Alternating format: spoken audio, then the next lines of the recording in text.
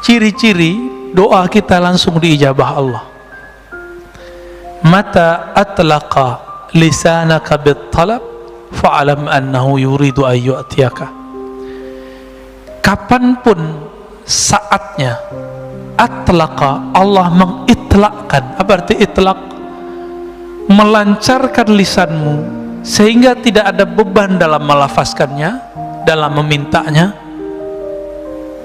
Fa'alam, maka ketahuilah saat itu Allah sudah langsung menjawabmu.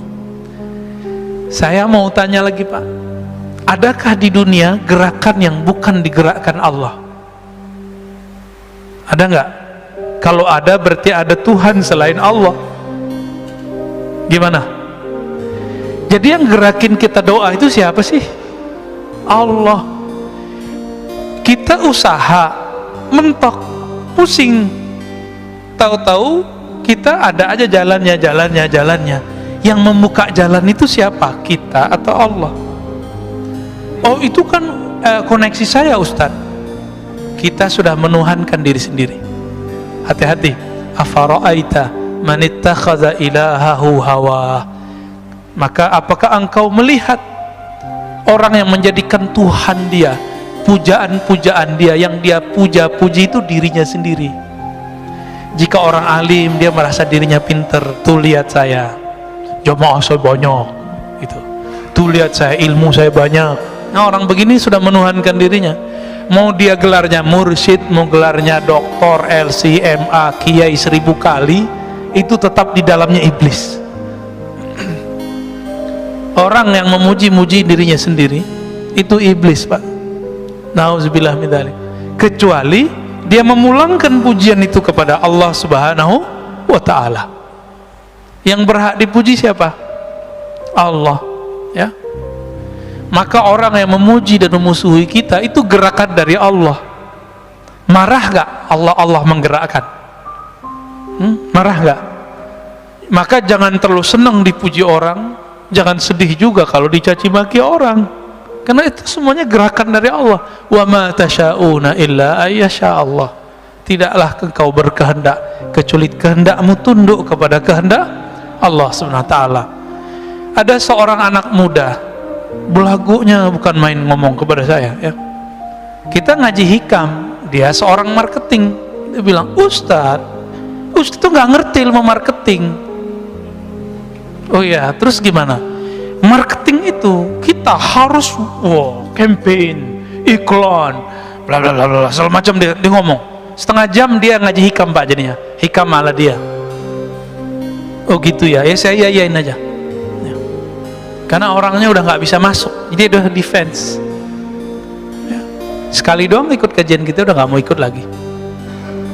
Kita ngasih rahasia rezeki biar dia nggak terlalu nafsu, terobsesi. Ntar kalau dia terobsesi tinggi, merasa ilmu marketingnya yang bikin laku, gagal Pak, stres. Makanya banyak orang marketing tuh stres. Tiap hari itu lebih stres dari tukang cangkul Pak. Orang nyangkul di sawah, pulang-pulang capek, tidur. Orang marketing udah jam 1 malam masih mikirin besok mau ngapain gitu. Nggak keringetan, malah kerja di bawah AC. Tapi pikirannya tertekan terus, ya. Gimana pakai kecerdasan dia.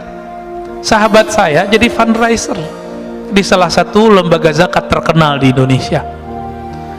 Orang tamatan kuliah dakwah Pak, nggak ngerti ilmu marketing, versi ilmu marketing konservatif sekuler, konvensional lah istilahnya, ya. Karena sekarang ada istilahnya bank hukum positif, bank konvensional gitu, ya. Ini nggak punya tuh ilmu begitu.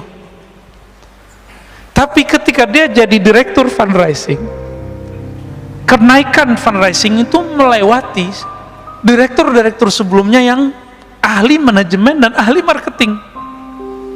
Saya candain, Tat, ente pegangannya apa gitu? Ente pakai pelet ya gitu? Candainnya Pak? Enggak, saya cuma pakai rotibul hadar, rotibul atos aja Ustadz katanya. Maksud rotibul hadar, rotibul atos isinya apa? Rotibul hadar, rotibul atos yang kita baca tadi. Saat-saat dia merasa butuh, memerlukan campur tangan Allah, itulah marketing paling hebat Pak. Bapak kalau nggak percaya datang ke Majestic, ya. Ini ada sahabat saya di situ, dia punya butik dan batik ya, terus punya food court. Saya tanya, kamu pakai online nggak? Jauh sebelum zaman online begini nih. Enggak Ustaz, saya online ilallah katanya. Loh maksudnya gimana tuh Mas? Gitu. Saya itu Ustaz punya karyawan 40-an orang. Kami semuanya menghidupkan channel sholat duha katanya. Terus kalau kami doa, orang kan doa, jika ya Allah, jika rezeki kami di langit turunkanlah, di bumi keluarkanlah, jika jauh dekatkanlah, kan begitu. Kalau kami lebih eksplisit Ustaz, jika di langit ya Allah turunkan ke toko kami. Sebutin Pak tokonya. Jika di bumi maka keluarkanlah, antar ke toko kami. Yang minta sehari itu, jadi mereka sip-sipan sholat duhanya, gantian. Jadi mulai dari jam 8 sampai jam 11 nggak berhenti tuh orang sholat duha. Mirip-mirip seperti ahbab tabligh, kalau mau jauh lah ada ahli zikirnya di pojok masjid. Serius Pak, sama lah, ini marketing langit ini. Bisa begitu, dan ada aja yang datang. Dia beli batik 80 juta Pak, kain doang udah robek dikit tuh, dibeli 80 juta. Kata istrinya, ente bahlul juga ya, ngapain dibeli begini-ginian gitu, kira-kira terjemahan bahasa aneh loh ya, bukan bahasa beliau. Tahu-tahu udah lama dia nggak minat mau dijual, tapi feelingnya ini sudah ada sahibnya nih yang bakal jadi tuan ini. Ternyata tiba-tiba ada orang Chinese datang, dia lagi nyari batik-batik lama yang dulu apa istilahnya ya, ditulis oleh moyang-moyangnya dulu. Ketemu berdesir, ditawar Pak 2 kali lipat, dilepas. Tadi 80 sekarang jadi 160 ya, kurang-kurangan dikit lah. Kenapa? Online ilallah. Orang nggak mau mikirin yang begini. Cuma 3 tahun kebeli sekian toko dia. Di depannya orang jualan udah 20 tahun begitu-gitu aja. Pak masih pakai gerobak. Kita nggak ngeremahin siapa-siapa Pak. Ini berbicara marketing langit. Ya. Yaitu, inilah ilmu pengasihan tertinggi. Ilmu jalbur rizq. Apa jalbur rizq? Kan orang-orang usaha ini nyari-nyari itu kemana-mana. Antum gak usah kemana-mana, nyarinya ada di kamar kita, ada di atas sajadah kita. Jadi yang usaha nih, gak usah ijazah-ijazahan antum, gak usah datang ke kiai mana.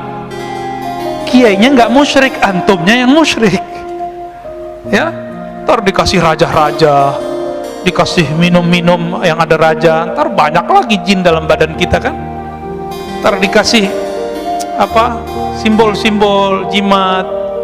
Dianya nggak musyrik karena dia tahu ini cuma simbol aja, tapi antum jadi musyrik karena kemudian menduakan itu. Ilmu ini ada Pak, ilmu wifiq namanya. Imam Ghazali pakar ilmu itu, dan beliau ahli tauhid. Beliau tahu mana yang tauhid, mana yang tidak tauhid. Cuma yang nggak ngerti bilang itu syirik kan. Dia lupa imamnya Ibnu Taimiyah, imamnya Ibnu Qayyim tuh ngerti ilmu ini. Dan Ibnu Qayyim membolehkannya dalam kitab Tibbun Nabawi, menganggapnya sebagai tib nabawi. Tapi dia hilangkan istilah wifiq. Jimat nggak ada istilahnya. Istilahnya diganti dengan kaf al-kitabah. Cari Tibbun Nabawi, antum kalau nggak percaya lihat di kitab itu. Sudah ada terjemahannya kan? Bab kitabah, tulisan, gitu judulnya. Malas baca sih ya, dari dulu aneh udah sampaikan soalnya. Jadi kadang-kadang kita makan dulu masih mahasiswa, makan, masuk warteg, masuk rumah makan fulan, masuk resto. Saya tuh nggak nyaman Pak kadang. Karena tiba-tiba saya mata itu liar aja ngeliat sudut mana, ternyata di situ ada raja. Ternyata di ujung mana ada jimat. Nah itu bikin nggak nyaman tuh makan di situ. Ya. Maka teman-teman praktisi hikmah pun tolong ajari kliennya, muridnya, santrinya tauhid, baru diajarin itu wifi. Kalau nggak usah deh, ntar jadi musyrik ntar ya. Ajarin ini aja nih ya, sholat duha ya, sholat duha. Saya punya guru, ini terakhir ya sebelum tanya jawab. Ada tanya jawab Pak Mirwan? Ada ya. Guru saya dari remaja umur belasan tahun nggak pernah ninggalin duha Pak. Itu kalau pagi-pagi beliau beli telur atau beli makanan untuk anak-anaknya, kalau belanja di toko kelontong, itu toko itu laku sampai malam Pak. Kenapa? Berkah sholat dia, dimanapun dia jalan diberkahi Allah. Ada dalilnya nggak tuh? Musyrik atau? Baca kitab biar nggak jadi musyrik.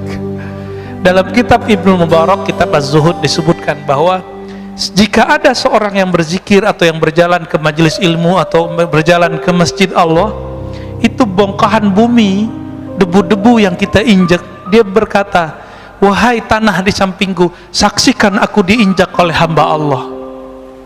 Senang dia Pak. Jadi kalau dibalik gimana? Kalau kita maksiat di bumi Allah, itu bumi ngutuk-ngutuk kita Pak. Oi, cepetan pergi gitu. Semoga kamu ketahuan. Kita ketakutan kalau kita maksiat Pak. Allahumma sholli ala nabiyina Muhammad.